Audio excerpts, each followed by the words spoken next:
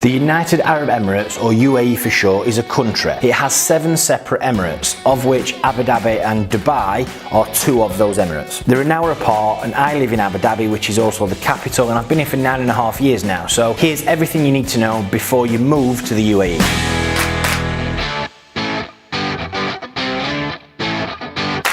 Okay, so everyone sees the glitz and the glam on TV at Dubai. Abu Dhabi is like a smaller version of that, and both have a lot of similarities, but no matter how many times I tell my nan that I live in Abu Dhabi, she still tells all the walking mates that I'm in Dubai. The UAE is part of the GCC, the Gulf Cooperation Council, and it's one of 6 countries: UAE, Saudi, Qatar, Oman, Bahrain, Kuwait.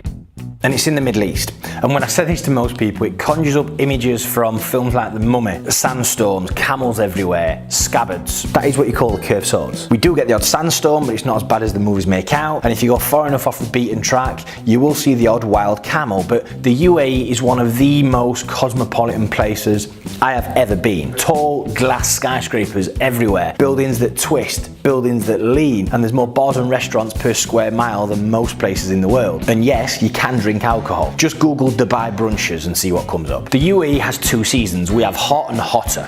From October to April, it is the best place in the world. After that, the thermostat gets turned up a little bit, and it does hit 50 degrees, and it is pretty humid. But to be fair, it beats the 360 days of grey, dark, cold skies that we get back home. And I'm British. Is it even weather if I can't moan about it? There is very little crime out here, to the point where if something does go missing, there is uproar on the social media groups. I don't have a house key. I leave my car unlocked, and if I'm in a bar or a restaurant, I would not bat an eyelid and go to the bathroom and leaving my phone on the table. I wouldn't do that back in Sheffield. The UAE is super welcoming. There are so many different nationalities out here that make up 86% of the population. Yep, you heard that right. The local population, or Emiratis as they're known, only make up 14% of the people here. There is 0 income tax, although there are additional taxes on purchases. VAT is 5%, which was brought in last year, and if you're spending money in hotels, you've got additional tourism and taxes, which is around about 20%, but it does differ from emirate to emirate. So yeah, the cost of a beer can be pretty high. And this is a Muslim country. You do hear the call to prayer go off 5 times a day, which takes a little bit of getting used to, but once you do, that's not an issue.